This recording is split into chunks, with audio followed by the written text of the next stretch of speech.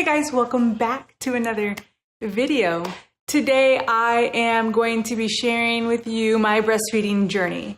And I've chosen now because I think it's officially time that we are done. Now we've had a few times where I thought we were finally there, but something popped up and then, we'd be nursing again. Anyways, long story short, I think we're done. I wasn't ready to admit it.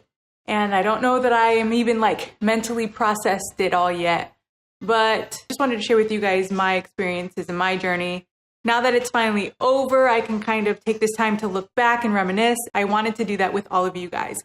So without further ado, let's roll the intro and hey, are we all done with Milkies? Yeah. Milkies are all gone? French fries? Yeah, you want French fries. Bye.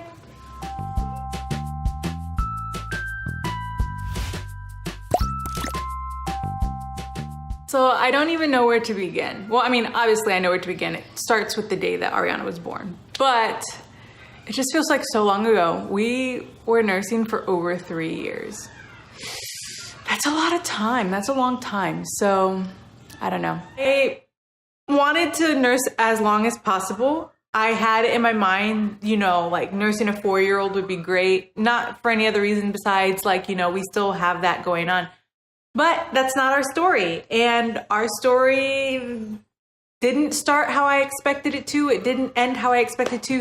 Such is life, and that's okay. Ariana was born, I believe, 6 to 7 weeks early.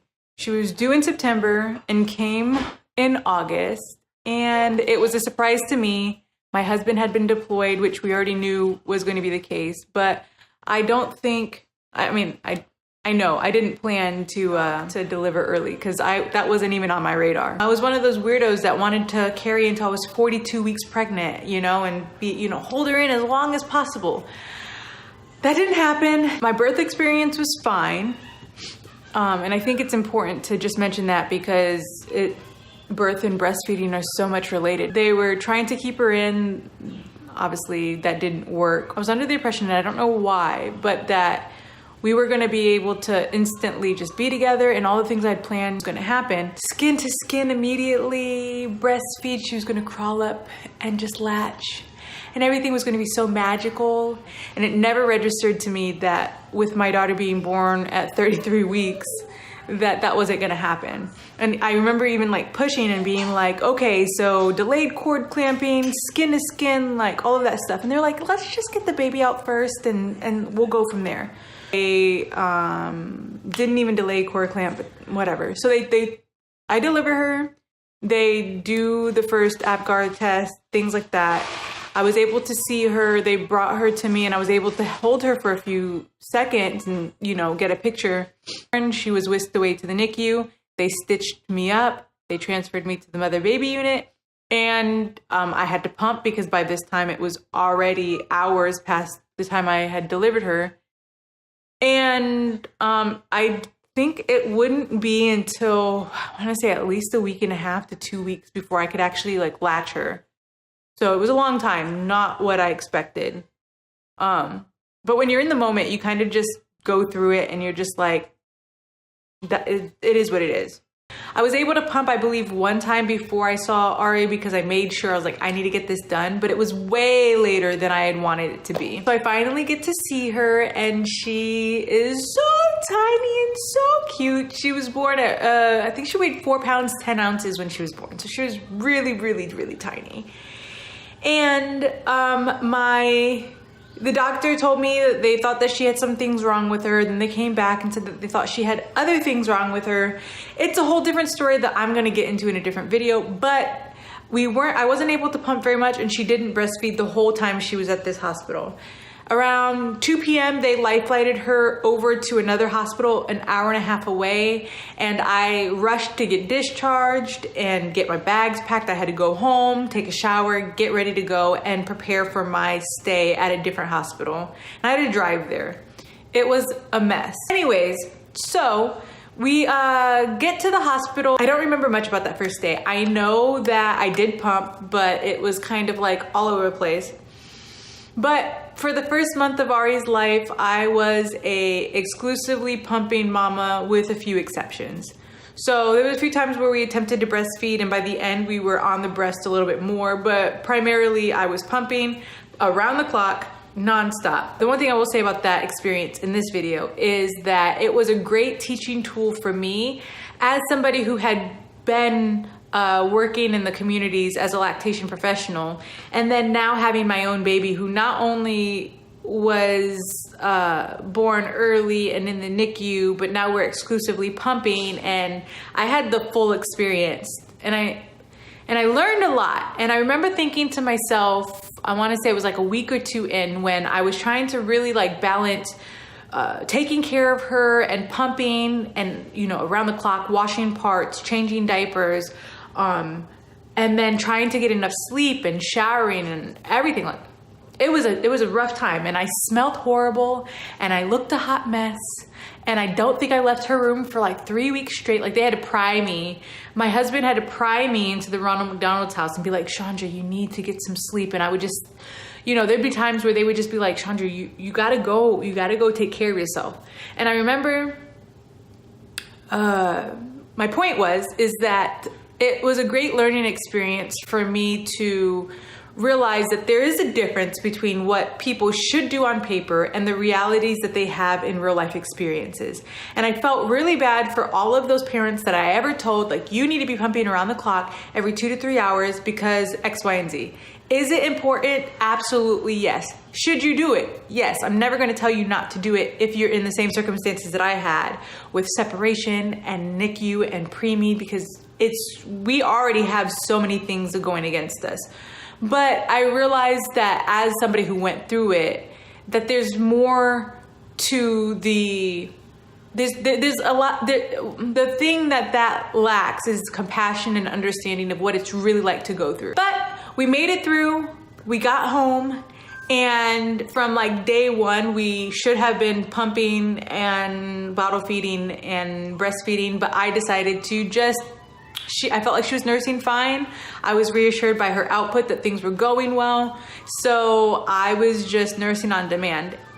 And that we were using a nipple shield because she's preemie. She had some disorganization. She had weak sucks, typical preemie stuff. And so we used a nipple shield, but it was for 4 months. Now, I didn't intend to use it for 4 months. I knew that I wanted it gone as soon as possible, and about 3 weeks in, I felt like she could nurse without it. But for some odd reason, my stubborn daughter, strong-willed, resourceful, whatever word we use to describe her personality in that department, she would not let it go. And so we used it for 4 months, and finally there was a time that we got off of it. And you're gonna be like, well, Chandra, what did you do? How did you get off of the nipple shield? And I'm a really horrible example because of the circumstances surrounding our weaning off the shield, but it took 3 days of starvation, a major surgery, for her to decide that she was done with the nipple shield. So her weight gain up to the point of her surgery was slow because of her health issues. But after surgery, she blossomed. She was quite the chunker, you know, if I should say so myself. And things were going really well. I was having a little bit of discomfort sometimes with nursing, and I decided to get her seen by a pediatric dentist because I suspected that she might have a tongue tie.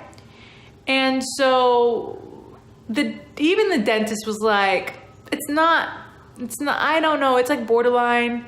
She's like, if you want to, you can get it revised, but you don't have to. And I was like, let's do it. Let's do it. I think it was, in hindsight for my specific case, I don't think it really did much because I don't think she actually had one. I think what happened was I came into the dentist's office and I said, my daughter has a tongue tie. I know because I assessed it myself. We're having this, and this symptoms, and I would like you to revise it. And she was like, but everything's going fine. I'm like, yeah, everything's going fine, but sometimes I'm pinchy, sometimes it's misshapen, sometimes it hurts.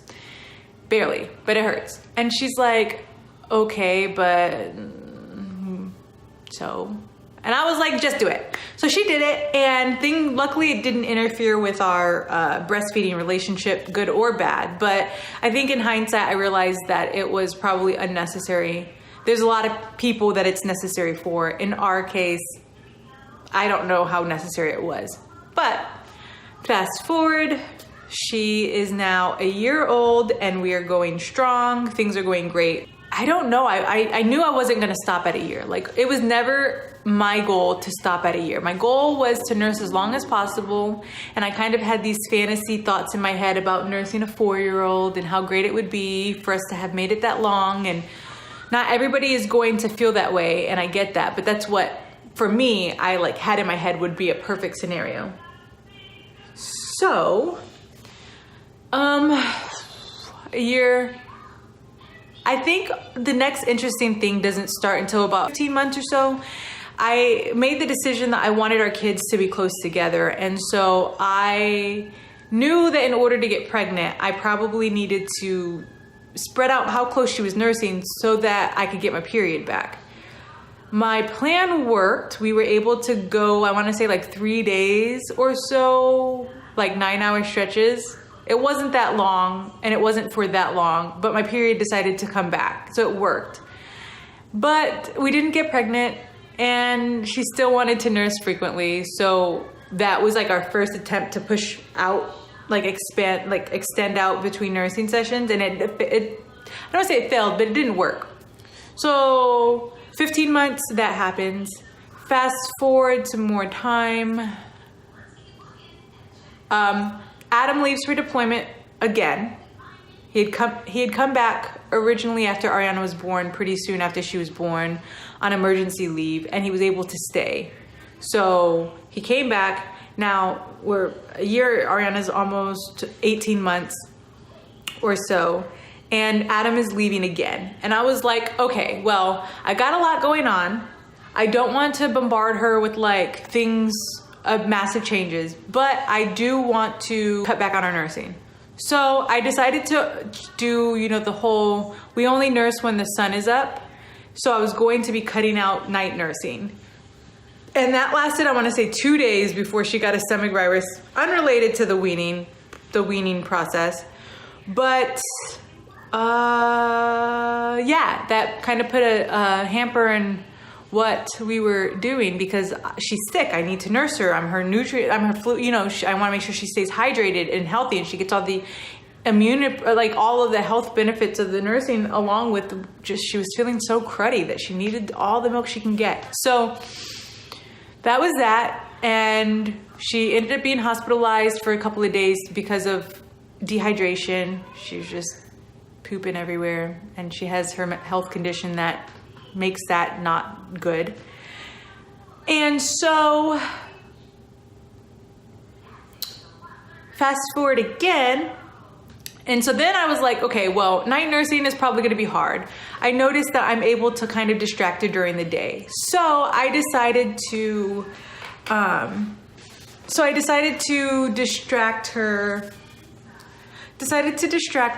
for during the daytime to kind of reduce the amount of time that we were nursing. When I tell you this girl was nursing like every 2 hours, even at a year and a half, I'm serious. It was literally like every 2 to 3 hours still. She would just do drive-bys. She'd be playing and she'd come in and she'd drink a milk for a couple of seconds and then walk away again. She would come back again, drink some milk for a couple of seconds and then walk away again. It was just really annoying.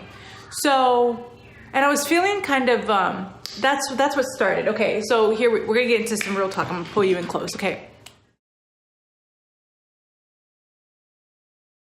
I was able to manage all of the drive-by nursing, everything fine.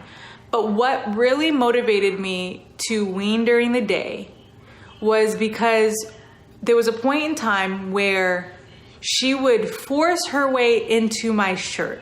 So I would say, no, Ariana, not right now.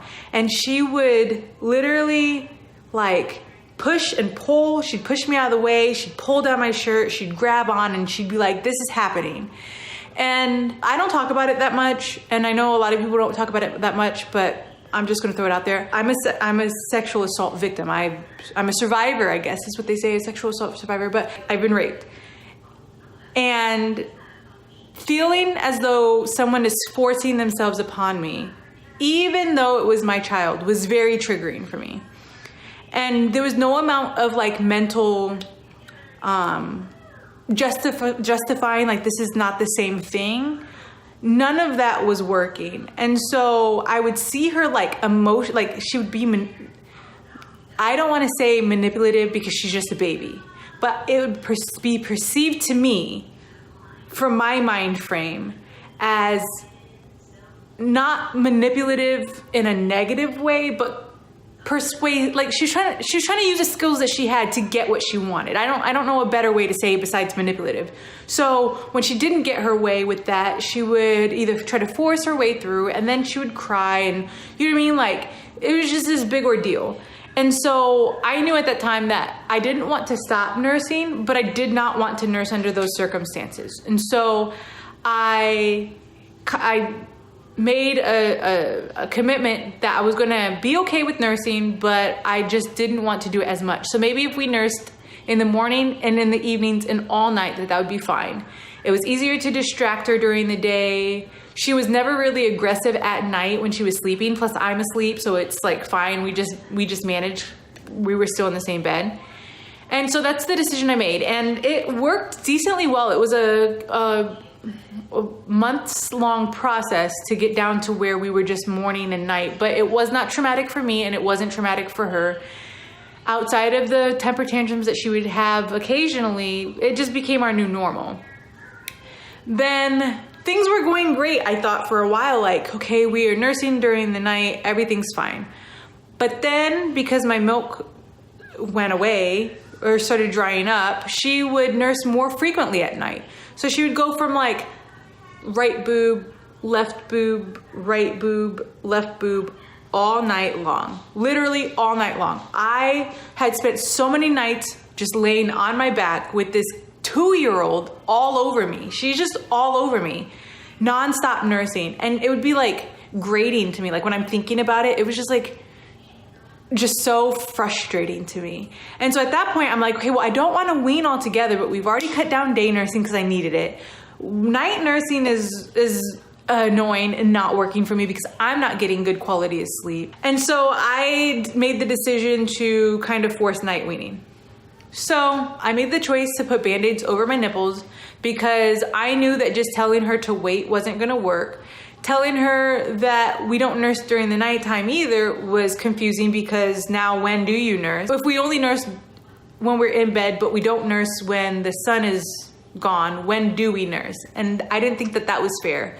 So I put Band-Aids over my nipples to see how that goes.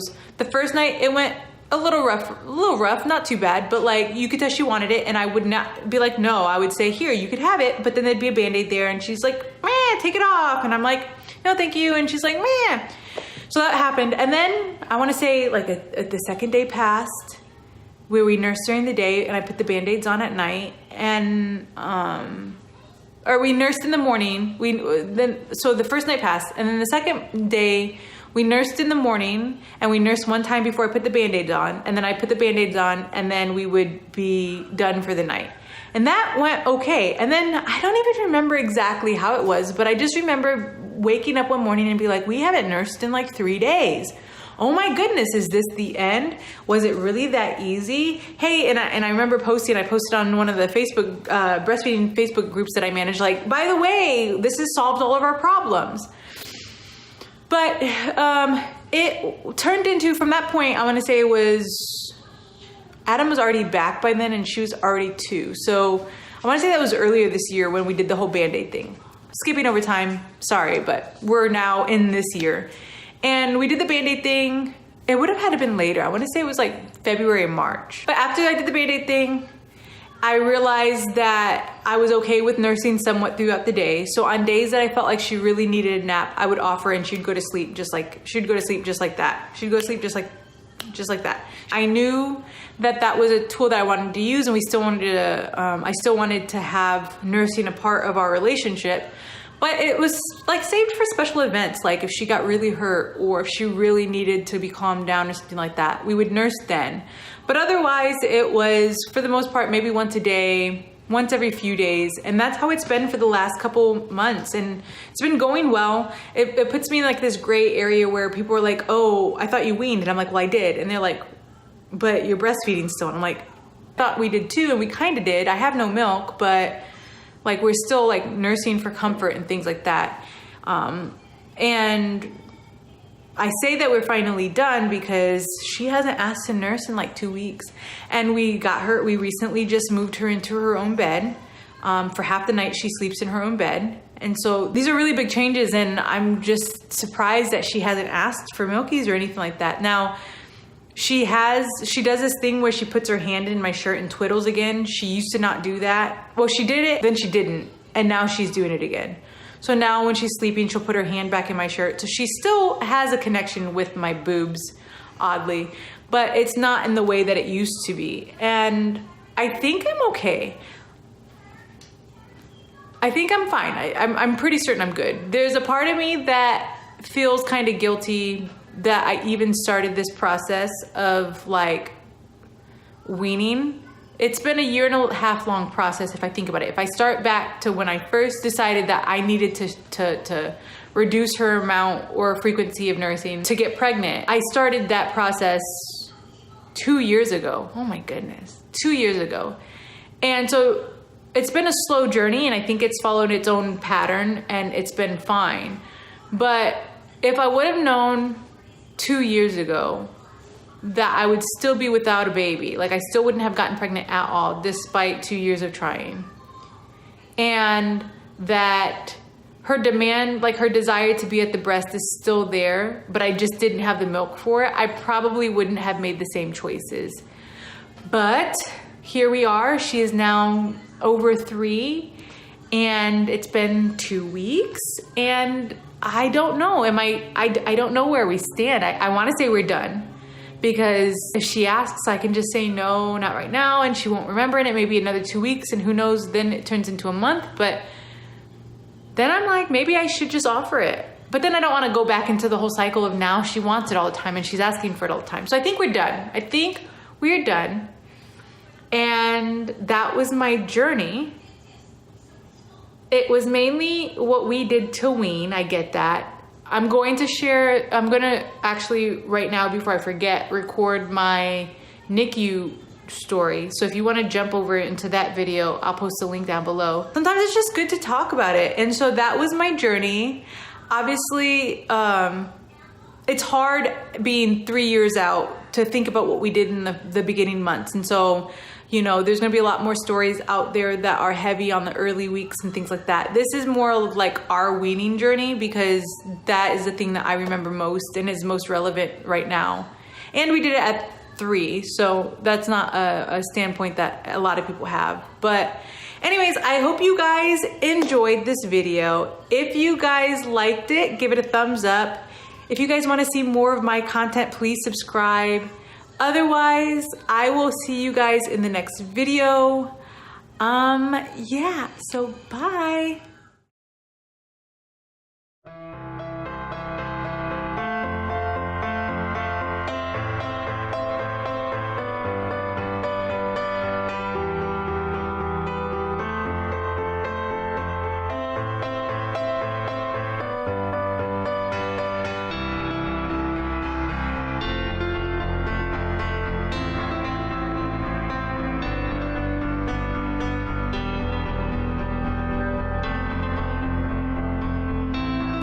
So I just wanted to give a quick update. Ariana just had her tongue tie revised, and this is how happy or not sad she is. I wouldn't consider her super happy, but she's not crying, so.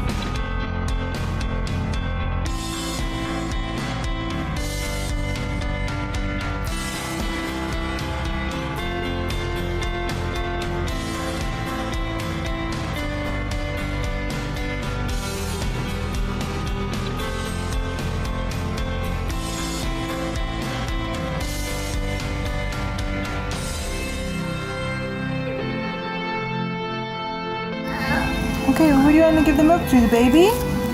Let me, watch out. Let me give the milk to the baby. Okay. Baby can have some milk. Here you go. Wait, you're supposed to feed the baby milk. Oh, now it's your turn?